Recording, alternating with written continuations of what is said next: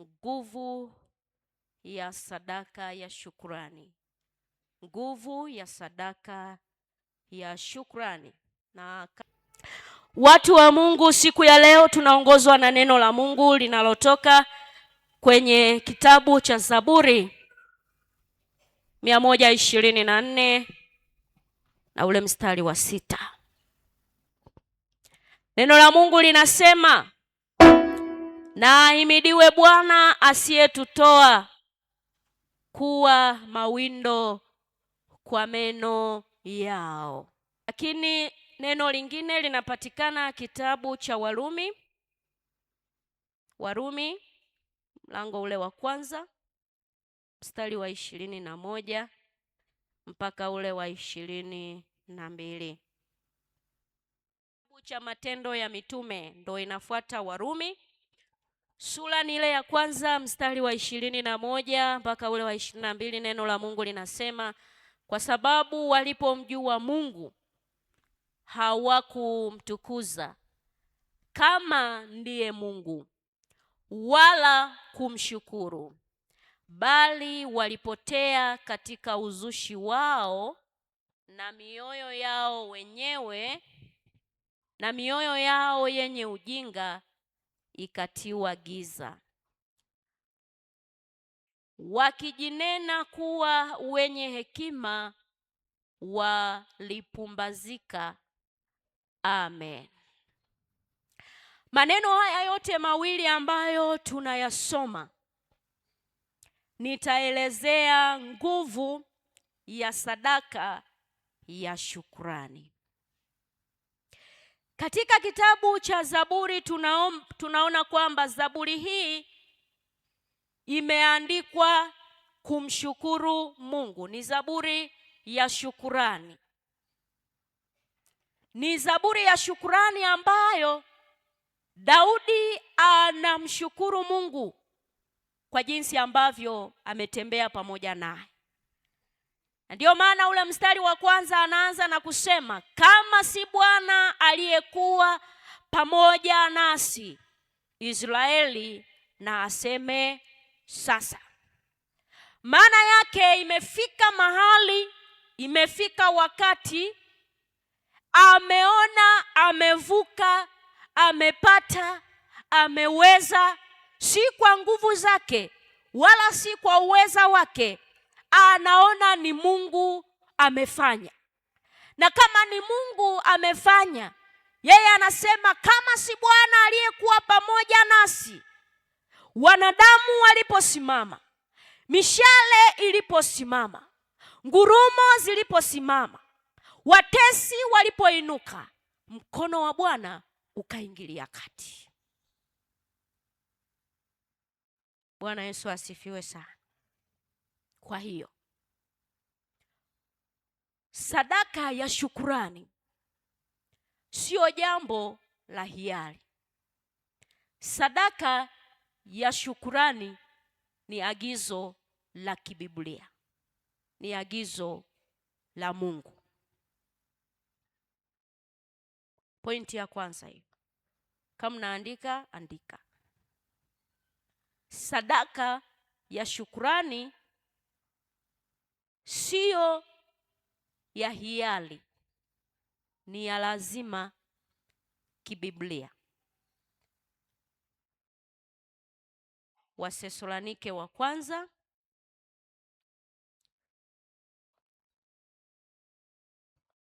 ule mlango wa 5 mstari wa 18 anasema, shukuruni kwa kila jambo.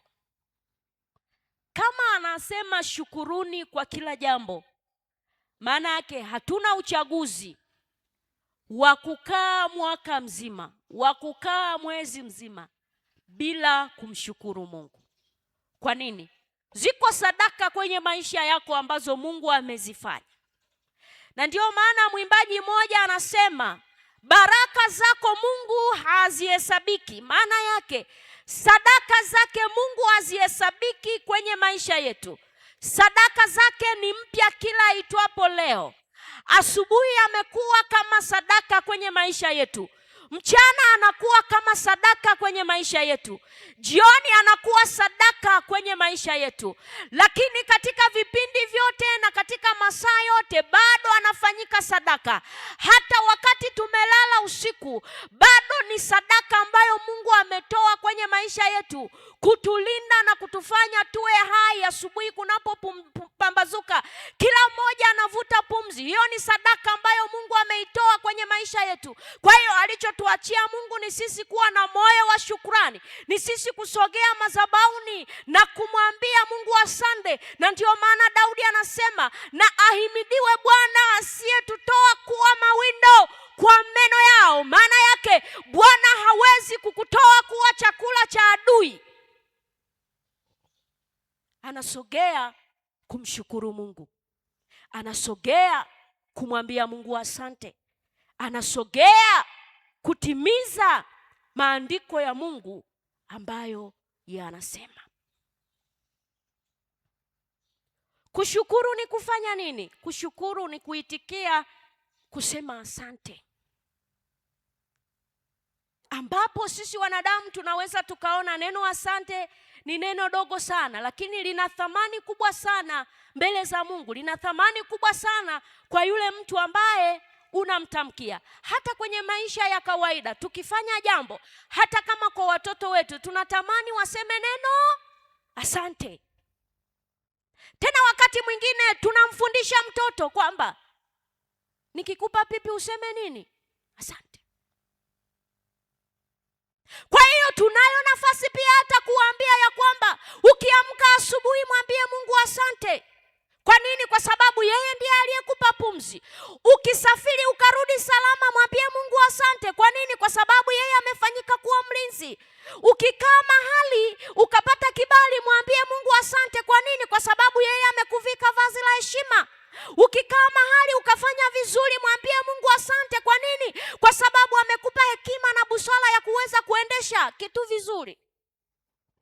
Lazima tuwe na neno la asante, ambalo kwako unaona ni dogo, lakini mbele za Mungu limebeba heshima kubwa sana, limebeba itikio kubwa sana mbele za Mungu. Kushukuru ni kutambua wema wa Mungu ambao amekutendea kwenye maisha yako. Kushukuru, pointi ya pili hiyo, ni kutambua wema wa Mungu ambao amekutendea kwenye maisha yako. Zaburi 103 na ule mstari wa 2 anasema, nafsi yangu usimsahau Bwana, wala usisahau fadhili zake zote. Kumshukuru Mungu ni kutambua wema wa Mungu ambao amekutendea kwenye maisha yako.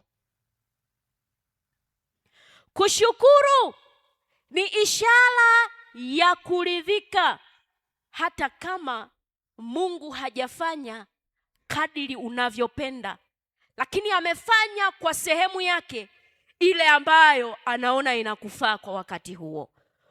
Wafilipi 4 ule mstari wa 11 na ule wa 12. Pointi ya 3. Kushukuru ni ishara ya kuridhika, tukiongozwa na kitabu cha Wafilipi mlango wa 4 mstari wa 11 mpaka ule wa 12.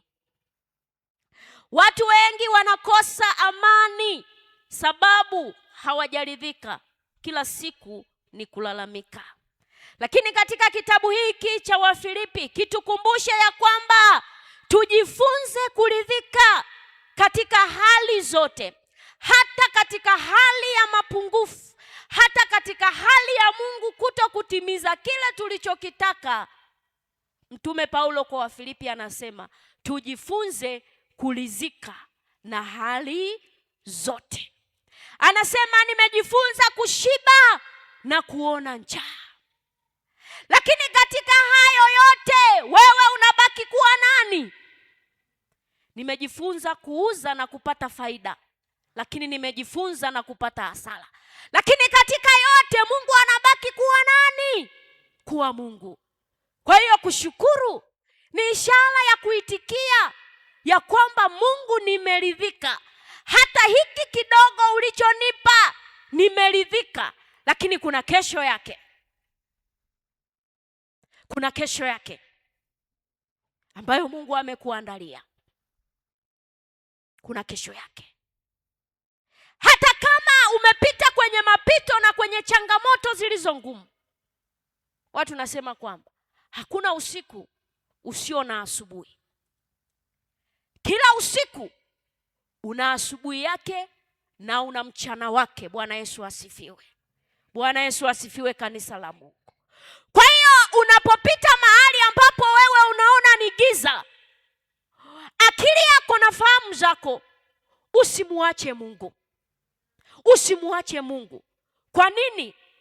Inapofika saa 8, saa 9, kama wale wanaopenda kutoka nje au wale ambao wana maombi ya saa 9 au ya saa 8, ukitoka nje ukasimama au ukaangalia giza lililoko nje, ukalinganisha na lile giza la saa 4 au na lile giza la saa 3 au na lile giza la saa 6, utaona kuna utofauti. Giza la saa 8 na lile giza la saa 9 linatisha, linaogopesha. Lakini pamoja na kutisha na kuogopesha, saa 12 lazima kutapambazuka, lile giza litaondoka.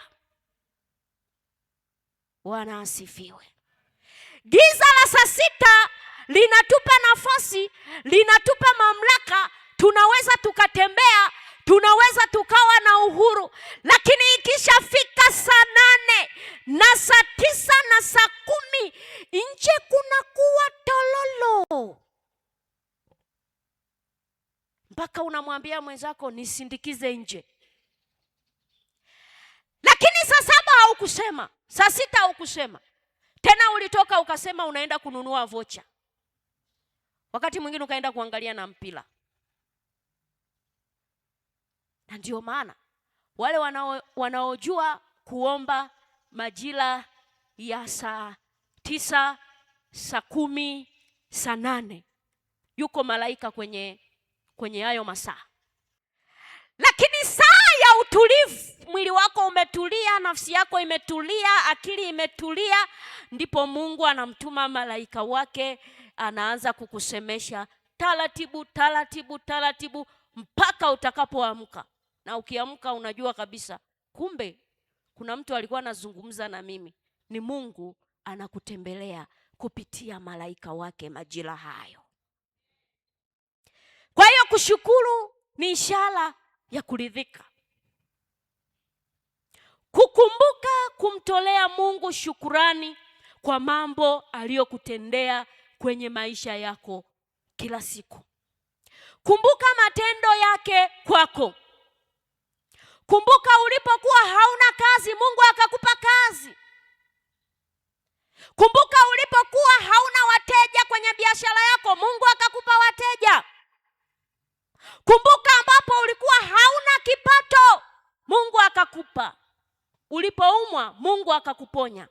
Ulipokosa amani, Mungu akakupa amani. Ulipokuwa na hofu, Mungu akakuondolea hofu. Kumbuka. Kwenye Kumbukumbu la Torati anasema, Kumbukumbu la Torati 8:11 mpaka 14 pale, anasema usimsahau Mungu wako. Usisahau katika nini? Anasema usisahau kumshukuru Mungu wako. Kwa hiyo kumbe asubuhi tunapaswa kumshukuru Mungu. Tunaweza tukamshukuru kwa maneno, tunaweza tukamshukuru kwa sadaka. Saa 2 tunaweza tukamshukuru Mungu, saa 3 tunaweza tukamshukuru Mungu. Kwa hiyo sehemu ya shukurani kwa Mungu iwe ni tabia kwenye maisha yetu ya kila siku, iwe ni tabia ya maisha yetu kila dakika, kila saa, kumwambia Mungu nini? Asante. Kama ambavyo unawahimiza wenzako kusema asante, ndivyo ambavyo na Mungu anataka hilo neno. Haleluya, kanisa la Mungu. Kama ambavyo unawasisitiza wenzako ukiwafanyia kitu, watoto wako ukiwafanyia kitu, ndivyo ambavyo na Mungu amekaa kutusubiri sisi tuseme asante. Kwa nini umewafundisha watoto wako wawe wanasema asante wakipata chakula, au wawe wanasema asante ukiwanunulia daftari? Kwa nini umewaambia ukiwanunulia nguo mpya waende kwa baba au kwa mama wakaseme asante?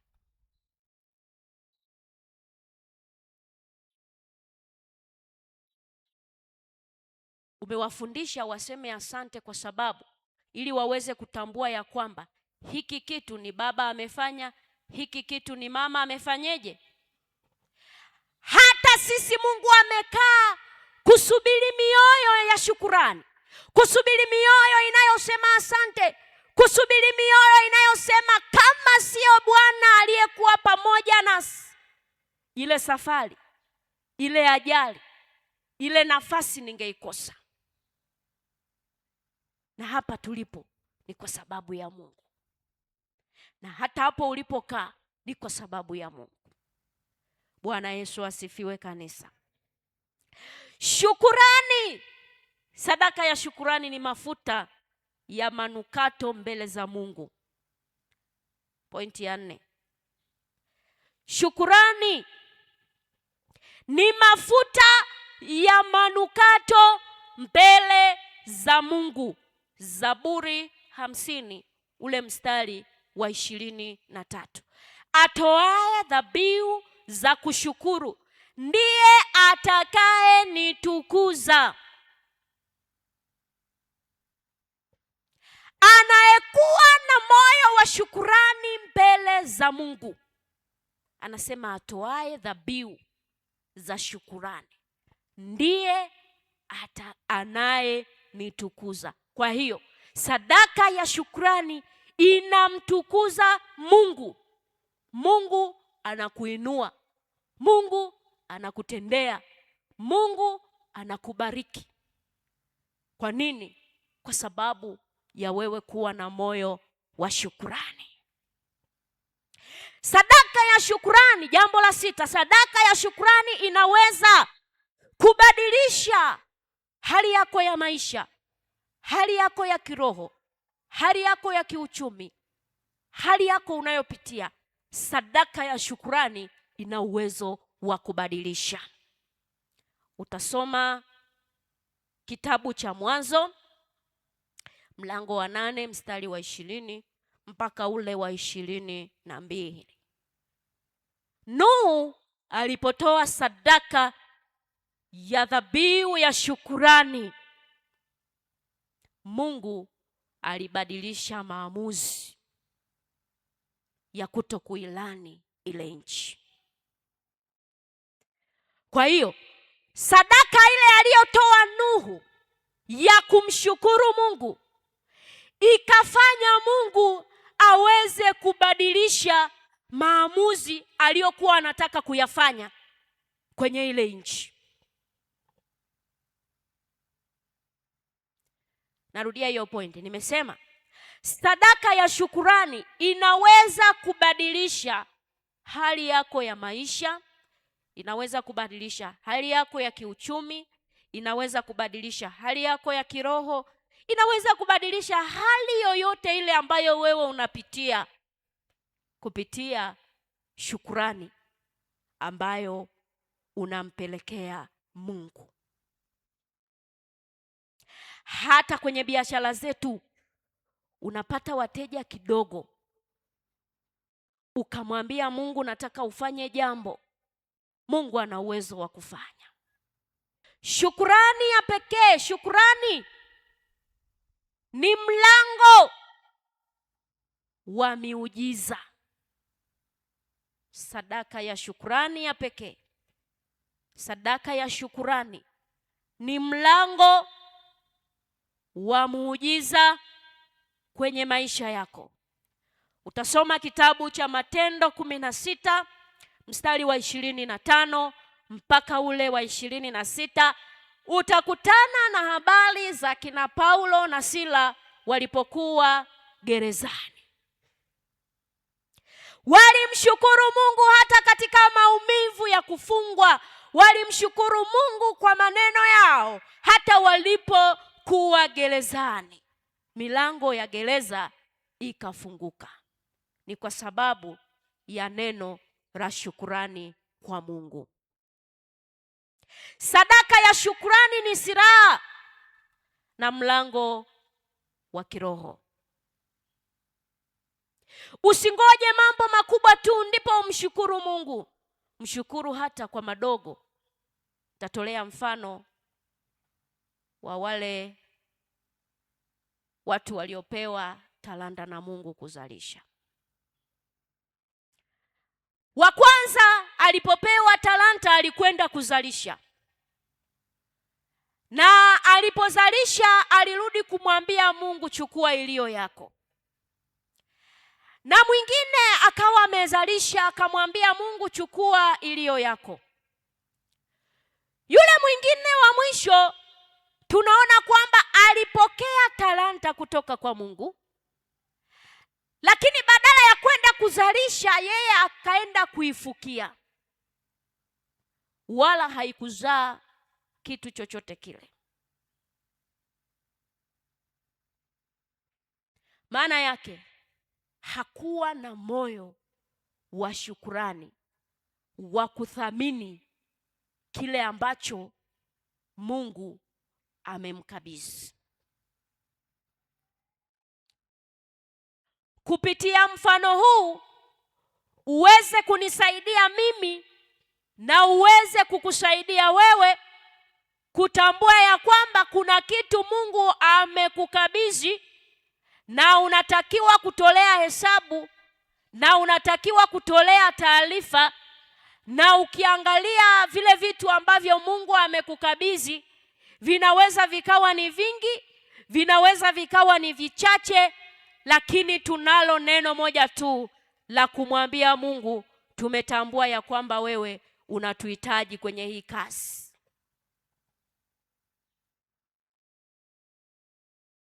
Hakikisha unathamini kile ambacho anakupa Mungu. Usikifukie kama yule mmoja aliyekwenda kufukia ile talanta.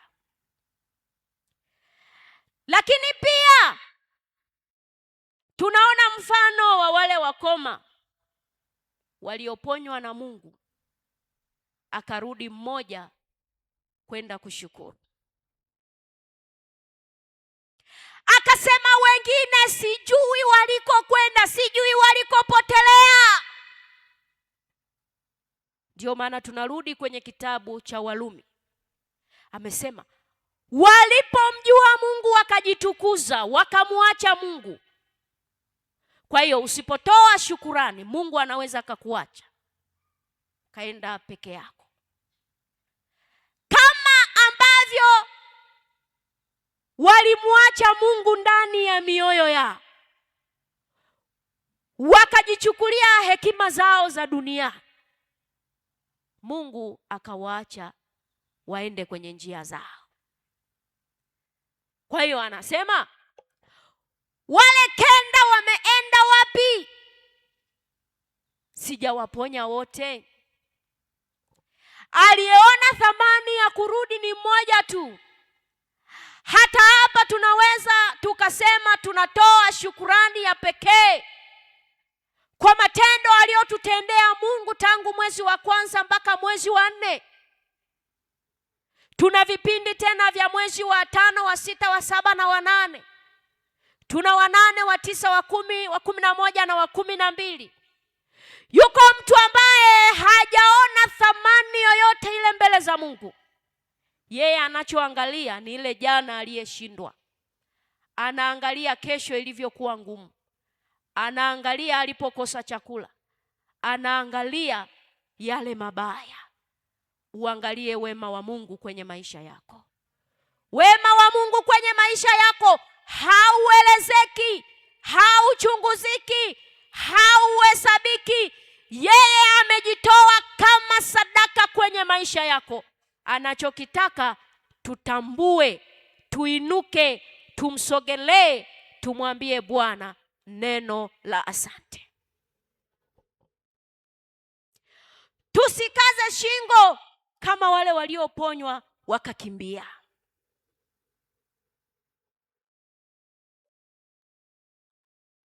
Usipokuwa mtu wa shukrani, unaweza kuachwa na Mungu. Utasoma kwenye hicho kitabu cha Warumi nilichokuachia hiyo mistari. Walishindwa kumtukuza Mungu kama ndiye Mungu kwenye maisha yao. Lakini ukisoma pia wana wa Israeli walivyomaliza kuvuka bahari ya Shamu kwenye kitabu cha Kutoka, tunaona Musa anawakusanya wana wa Israeli. Wanaanza kuimba nyimbo za sifa na kumshukuru Mungu. Kwa nini? Kwa sababu amewavusha katika ile bahari ya Shamu. Kila jambo ambalo Mungu anatutendea kwenye maisha yetu, au ametenda kwa siku, au ametenda kwa mwezi, au ametenda kwa wiki, au ametenda kwa masaa, Mungu anachosubiri ni sisi kusema asante.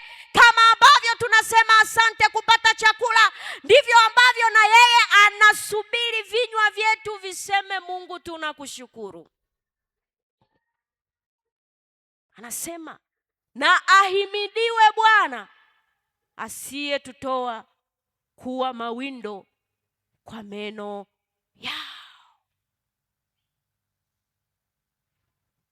Ni neno ambalo tunalisimamia kwenye shukrani yetu. Kwa nini? Yamkini kuna vitu kwenye maisha yako vimekuwa mawindo ya adui. Leo tunasimama tunaungana na Daudi tukimwimbia hiyo zaburi kwamba ahimidiwe Bwana asiyetutoa kuwa mawindo. Hatujatolewa kuwa mawindo ya adui mwezi wa kwanza, wala biashara zetu hazijatolewa, wala watoto wetu hawajatolewa, wala kazi zetu hazijatolewa. Tumesimama imara kwa sababu ya Mungu. Kwa hiyo tumerudi na neno la shukurani madhabahuni kwa Mungu. Kwa nini? Anasema moyo unaomshukuru ndio ambao anapendezwa nao.